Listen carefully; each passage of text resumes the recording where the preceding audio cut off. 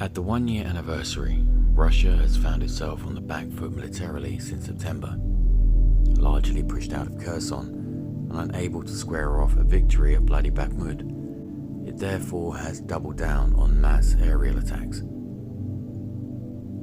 Despite discussions in the media that Russia might be running low on long-range missiles and drones, the Kremlin regularly musters enough munitions to strike on Ukrainian infrastructure across the nation. If Putin had had his way, then the human toll of this past 6 months would have been astronomically higher.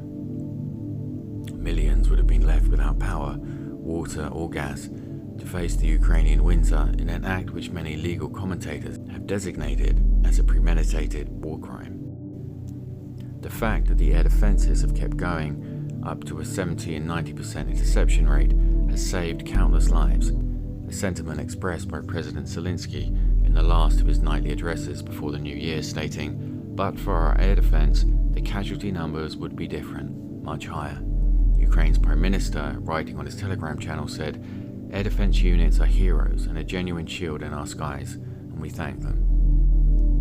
The air defences over Ukraine are a testimony to the resolve of an entire people, who 1 year ago the world reluctantly expected to be flattened by a military juggernaut rolling off the Russian steppes. Yet, against expectations, a citizen army of teachers, coffee shop managers, and fresh-faced graduates has done what some thought impossible: hold back and tactically defeat the world's second most powerful military. Except for a few brave international volunteers, Ukraine is standing because of the blood sacrifice of Ukrainians. Their pride is set into a nationwide grief as tens of thousands who 1 year ago looked out on a bright future of family and everyday aspirations now lie buried forever in one of Ukraine's ever-expanding cemeteries.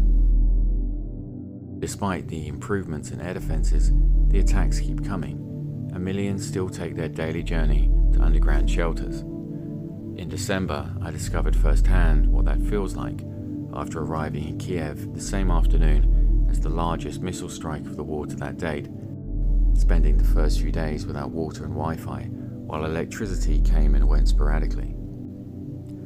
I learned the surreal routine of seeking shelter below the streets, chilling wail of the air raid siren rising over the city, the rush of adrenaline to get moving, grabbing a small bag of essentials and ascending the 4 floors of my central Kyiv apartment block by foot, then taking my place alongside a procession of Kyiv citizens to a cold steel roof tunnel. In the underpass, the locals milled about for as long as it took, elderly alongside teenagers, shop assistants next to heavily armed soldiers, leaning on billboards for cosmetics and Ukrainian chocolate bars. All types of people, clutching laptops and phones, thick jumpers, books and papers, mothers patiently managing bored infants, with toes getting colder and the invisible bite of icy air on thumbs obsessively scrolling screens that had already lost the internet. All we could do was wait, and on occasion hear the thud which came up from under your feet as far-off projectiles made contact with the earth.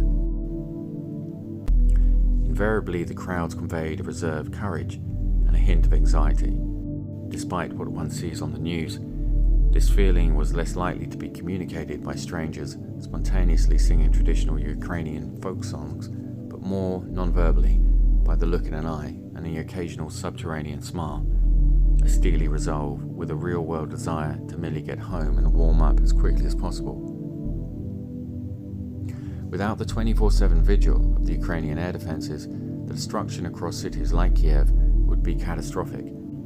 It's impossible to say how many times the Russians have tried to hit epicenters of Ukrainian identity and failed. Everyone hopes for peace, but the Russian military has shown no indication of wishing hostilities to conclude. Russia escalated strikes against civilian centers.